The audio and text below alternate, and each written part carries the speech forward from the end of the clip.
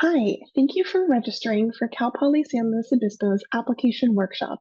This video is specifically for first-time freshman applicants. The point of this video is to identify some areas where you may need our assistance in the workshop ahead of time. Let's get started. To begin your application, navigate to the Cal State Apply website and either create an account or sign in if you already have one previously. When creating your account, you'll be asked to enter in your first and last name. Please make sure this is your full legal name and that you don't include any nicknames in this portion. Next, you'll enter in your contact information. We want to draw your attention to the email address. Please select an email address that is neither associated with your current school or used on a personal domain like john@smithfamily.com. We want to go for the ones that are more broadly used like Gmail, Yahoo, etc. This will ensure that your emails continue to reach you throughout the summer and that we don't encounter any firewalls that prevent the emails from getting to you in the first place. After you've selected a username, answer the remaining questions and hit Save Changes. After you create your profile, you'll be taken to the extended profile. Anyone watching this video will be selecting first bachelor's degree. As Cal Poly does not issue second bachelor's degrees, anyone using the second section would only be going for a master's, teaching credential, etc. So you select your first bachelor's degree, graduating high school senior, and then whether or not you've earned college credits through a community college or university. So if you're doing running start, dual enrollment, concurrent enrollment, or if you've just taken college classes on the side on your own, you're going to say yes. From there, you'll answer the military status question, and then the international applicant question, and save. Once you have created your profile, it will prompt you to select a program. That means you're going to find whichever campus you want to apply to and select the major. I find that the easiest way to navigate this page is by using the filters button. You can select by campus and find Cal Poly San Luis Obispo and any other campuses you want to apply to. You'll notice that for our campus, it simply says Cal Poly undergraduate. It doesn't say San Luis Obispo. So if you type that into your search bar up here, our campus will not come up. Please be sure that you have double-checked your campus selection so that you do not apply to the wrong campus. It is not something that we can correct for you after the application window has closed. For Cal Poly San Luis Obispo, here in the Central Coast, it's Cal Poly undergraduate. If you see that you have selected Cal Poly Pomona, that's in Southern California. If you have selected Cal Poly Humboldt, that's in Northern California. From here, you can also select an alternate program for our campus. It is not required, but you do need to answer the question and either opt into the program by selecting one. If you don't want to select an alternate major, you would hit I am not interested in an alternate program and save this choice.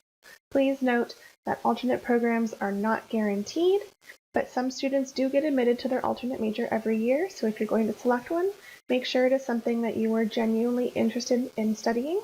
Once you've selected all the programs you want to apply to, you will have an option to continue to my application, and this will bring you to the main screen with the 4 quadrants. The first quadrant we'll talk about is the personal information area. This is going to be where you report your biographical and demographics information. Most of it is self-explanatory, but I want to talk specifically about the financial information area for just a second. I'd like to draw your attention to this portion up at the top. Please know that income data reported on this page is used to calculate fee waiver eligibility and is gathered by the CSU for demographic trend tracking. It does not affect your financial aid, nor is it considered in the admissions process. If you have any questions about how to report your information on this page, please reach out to our office. Additionally, if you have any questions about the other tiles in this quadrant, feel free to either bring them up during the workshop, contact our office via phone or email, or you can refer back to our YouTube channel where we have videos that break down each section of the application in greater detail than I'm doing here. The next section we'll look at is the academic history quadrant. You'll begin by entering in your high schools attended. You'll want to include every high school attended. You can do so by clicking Add a High School. I find the easiest way to use this page is to start by state. From there, I type in the name of my school into the search bar. Next, you'll add in your dates attended. Be mindful when the calendar icon pops up that it's going to default to the month and year that you are filling out your application. So for your first date attended, you're going to have to go back in time to select the correct month and year you started attending that high school. Then for your end date, you'll have to go forward in time for the month and year that you will be graduating from high school. Please double check these dates to make sure you're not indicating that you've already graduated if you have not. Next, you're going to select the term type that your school uses. Let's pause for a moment and talk about how to determine the correct term type for your high school. The application has provided a very handy guide here over on the right-hand side. You'll see that your term type is actually dictated by the number of grades you receive for a full year's worth of credit in that course. It is not determined by what your school calls their term type or how they break up the year or how many weeks long each term is. If you receive 2 grades for a full year's worth of credit, you are on a semester term type. The only way you would actually select trimester is if you receive 3 equally weighted grades for a year's worth of credit. Oftentimes we'll see a modified block schedule where the school breaks up their year into 3 sections, but you're only taking that course for 2 of those 3 sections. That's going to be a semester term type because you received 2 grades for a year's worth of credit. So be really careful when selecting the correct term type. You might even encounter a situation where your high school has used dual term types, where some courses are on a semester and some are on a trimester. It's okay to enter 2 versions of your high school with each term type and then enter in that corresponding coursework under that version of the high school. Let's focus here on just 11th grade at Rockland High School. You'll see that they broke their academic year up into 4 quarters, but look at how many grades are issued for a year's worth of credit. Just 2. So this is actually a semester system, much like they did in 10th grade. If this applies to you, this is definitely something we're going to want to talk about in the workshop and have an admissions officer check your work. And now all of my high schools are entered, and I can continue on to my graduation status. For most of you as freshmen, you're going to select I will graduate with my high school diploma. You're going to select what high school you're going to be graduating and then entering in your grad date. Please note it's going to defer to whatever month and year you're doing the application. So again, you'll need to forward into the future and select the correct graduation date. Next, you'll be brought to the academic information tile. This is simply a yes or no question, but if you say yes, you then have to put in your GPA that you have there and then the name of your degree. So it's going to be most relevant for our international applicants. Don't stress too much about either one of these. If you're an international student, we are going to request your official transcripts, so we will be able to answer these questions ourselves. For our domestic students, you'll just be putting no and save and continue. Keep in mind that this is not going to be for like a semester abroad or anything really temporary like that. This is for if you did maybe 2 years out of the country, 2 years in, if you have a mixed educational background. That's kind of what this question is after. Next, we'll proceed to the colleges attended tile. You will see this tile if you are a first-time freshman who identified themselves as having college coursework. If you see this tile and you did not take any college coursework, you'll need to return back to your extended profile and answer that question differently to then remove this tile. For everyone else, you'll need to add all colleges attended. This also applies to high school students who did dual enrollment or concurrent enrollment coursework, even if all of those college credits were acquired via the completion of high school coursework. You still have to add the college that will be giving you that credit and enter those courses under that college in college coursework. To begin, you click Add a College and begin typing in the name of your college, and options should auto-populate as you begin typing. If you don't find your school and you've checked under every iteration of the title, every abbreviation, then you can proceed with the Can't Find Your School option and follow the prompts from there. But by and large, every college within the United States and even some internationals should be able to be found via this method. Another thing to be mindful of when searching your schools is to not search by the nickname of that school.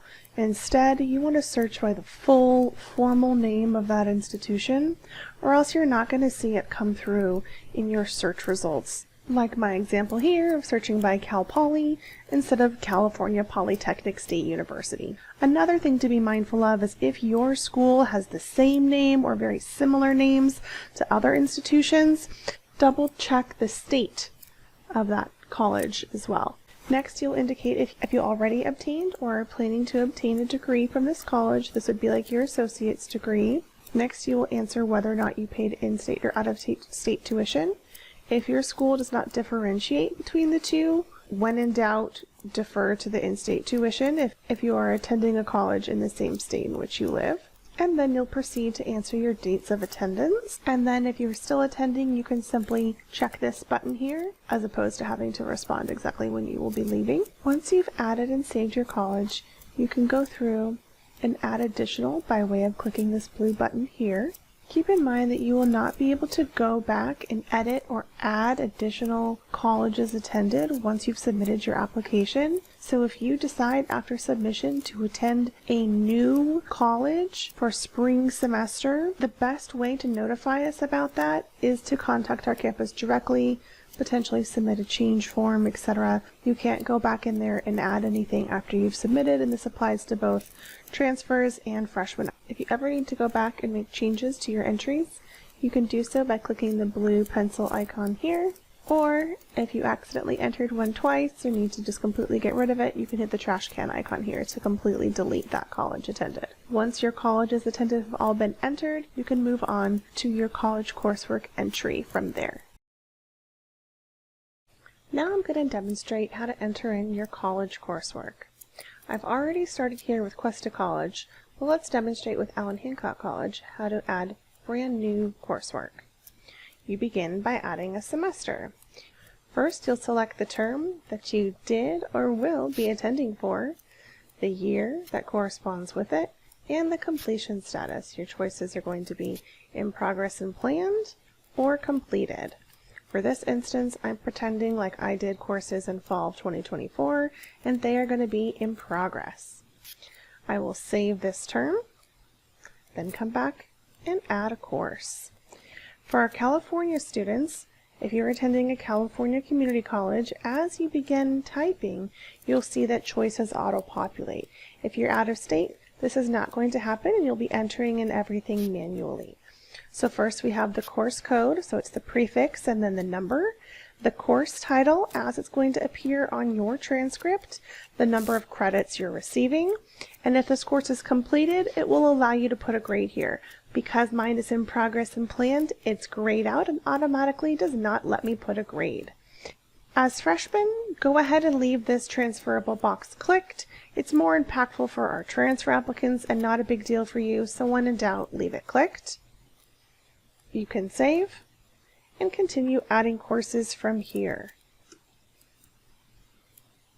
so on and so forth.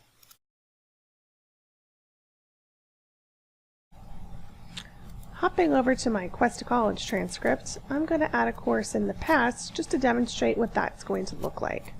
So I'm going to add another one to summer 2023, and we'll say that I took an art class and I earned a B.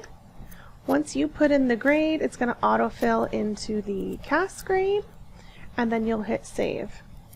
The most important thing here for college coursework when it comes to first-time freshmen is if this coursework is earned by way of dual enrollment or concurrent enrollment, you want to make sure that you're entering that course once. It's going to go in college coursework as it's going to appear on the college's transcript who will be issuing you that credit. You will completely omit it from the high school coursework section. Classes go into the application in one section or the other, never both.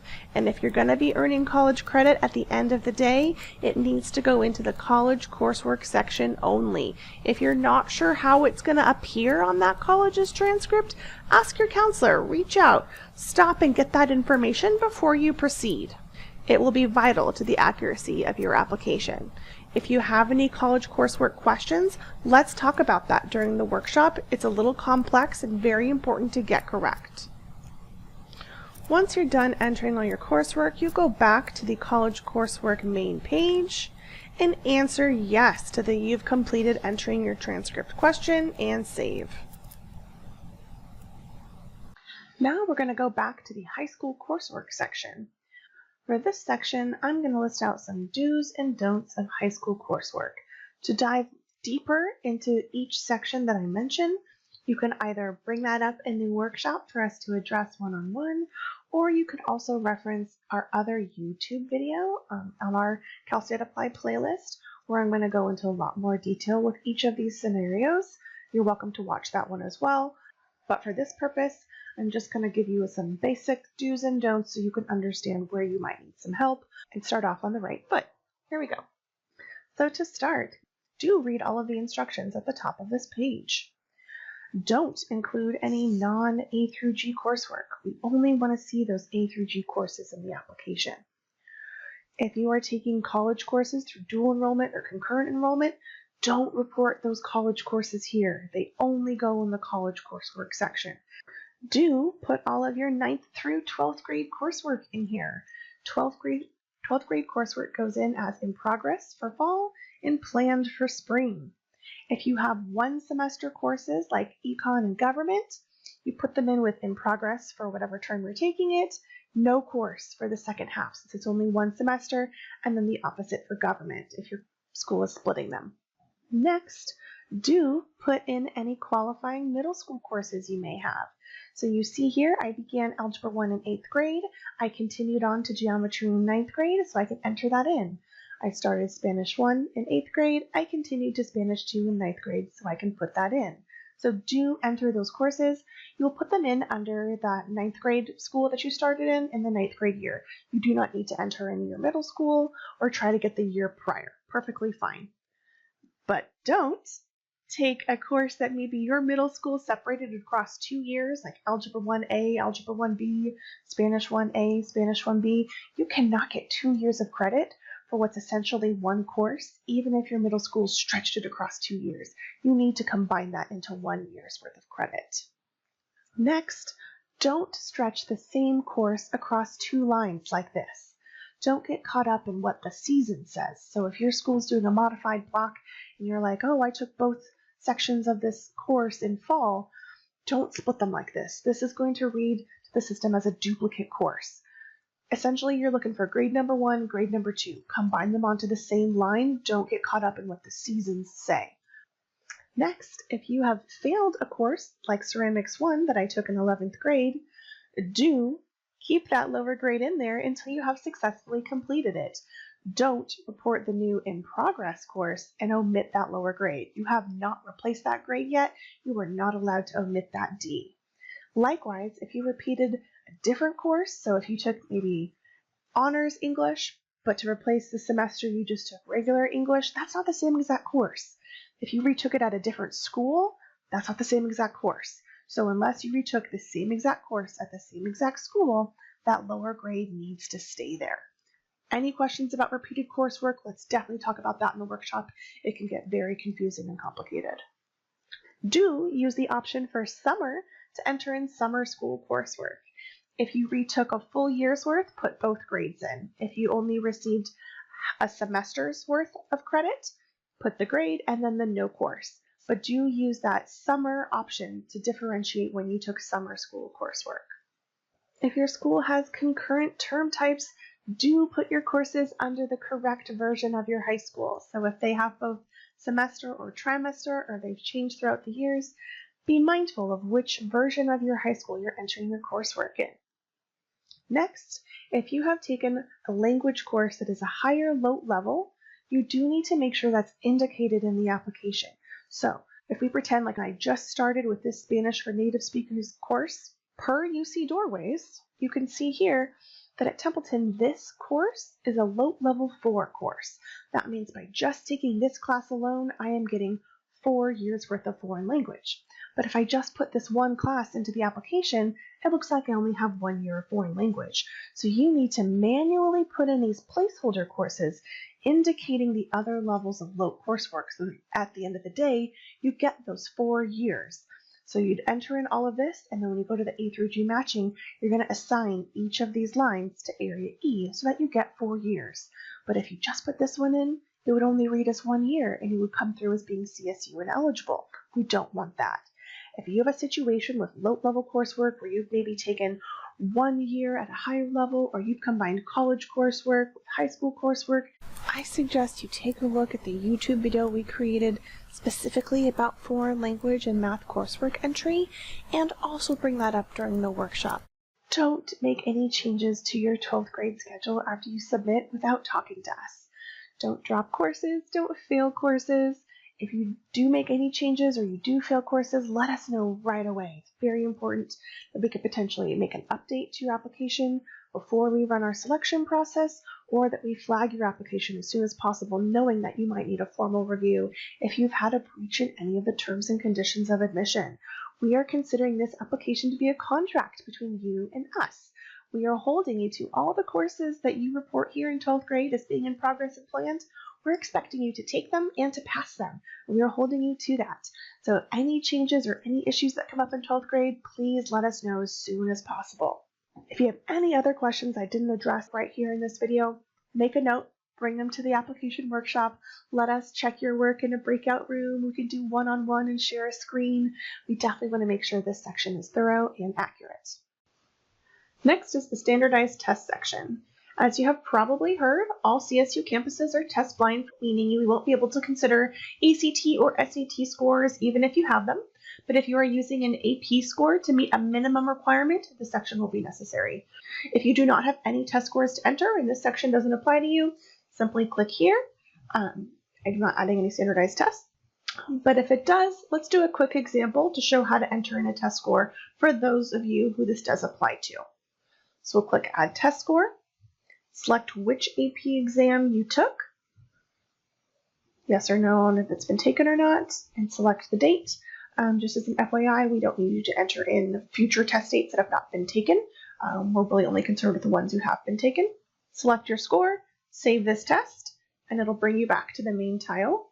If you want to add more scores, that button is down at the bottom for Add a Standardized Test, and it'll let you select which test you want to add from there, and then the same screen again. But if not, you can go back, and then you're done with the section. The next page that first-time freshman applicants will see is the A through G matching tile. In my opinion, this is one of the most important pages in the entire application. It decides what you do and do not get credit for in terms of your GPA, semesters, etc. To update it, you hit Update A through G courses. A lot of these are going to auto-populate in. I filled in a lot of my other ones as well. You can see that each course corresponds to one of the subject areas in the box. For those that don't fill in, like college courses, you'll need to manually enter those in. You want to make sure that you click out every single section here to make sure all courses have an A through G designation assigned to them, or else you will not get credit for that course in our process. If you're not sure which A through G designation your course should have, please use UC Doorways as your resource. Once you've updated it, you can cross-compare here and see how many years you have versus what's required for the CSU system to make sure you're not missing anything. You can always go back and make changes by hitting the Update A through G Courses button here at the bottom. Also note that the GPA displayed here is not going to be the one that you compete with in our process. We're going to recalculate it ourselves based on our criteria. You can always go back and review, double check your work, click out, make sure everything is there. You should only be entering in your A through G courses, so as a result, everything you see on this page should have an A through G marker assigned to it. If you have any questions about this page, please bring it up during the workshop. We're definitely going to talk about it and spend some time here. Now that we've completed the academic history quadrant, we'll move on to the supporting information quadrant. When you open it, you'll see these two tiles. You'll begin with some of these educational program questions, asking yes or no if you've been involved with them.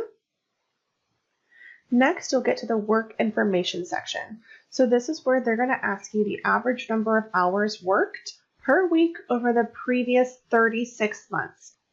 And then it's going to ask if 25% or more of your work hours are related to the major of choice. So what program you're applying to, simple yes or no. Same question is going to apply for your extracurricular hours, picking your hours. And then if you held a leadership role with any of those activities, simple yes or no, and that's it. There is no place to give detail as to what sports you played, if you were in band, where you worked. There's no letters of recommendation. There's no spot to explain or give detail. There's no resumes. There's no transcripts for our domestic students. It's truly just these 4 questions. This is what we're going to be able to use. It's very limited and it's very objective, but that's where this information comes from for the application. Once all those questions are answered, hit save and continue and move on to the next section, which is going to be about the EOP program, or Educational Opportunity Program. There are some links here built into the application if you want to read more about it and see if it's something that you're eligible for or interested in. You do need to answer one way or another, so you can either say no and you complete this section, or you can say yes and enter in your information, or you can say yes and come back later to complete this section. The last quadrant is the Program Materials quadrant. For this section, you'll see every CSU application with a different blue tile. So for our campus, you'll find the Cal Poly undergraduate one. And this first section will be a synopsis of our campus and the program that you've applied to. The next tab, however, will be the questions tab. It will start out with a series of acknowledgments for you to read and select, and then you indicate your applicant level, and then it will have questions that pertain to your status. Once you've answered these questions, you would hit save and continue, and that will complete this quadrant. Please note that if you're applying as an international applicant, these questions are going to live in quadrant 4, whether you're a first-year applicant or a transfer applicant, so it does look a little bit different. Same questions, they're just going to live in quadrant 4. Once you see that all 4 quadrants are fully green and all complete, you are ready to submit your application. After you've submitted, I'd recommend going to the Check Status tab here to make sure that your application status does say submitted. If any of them say in progress, you have not completed the submission process. Thank you for watching this video. We look forward to meeting you at the workshop. See you soon.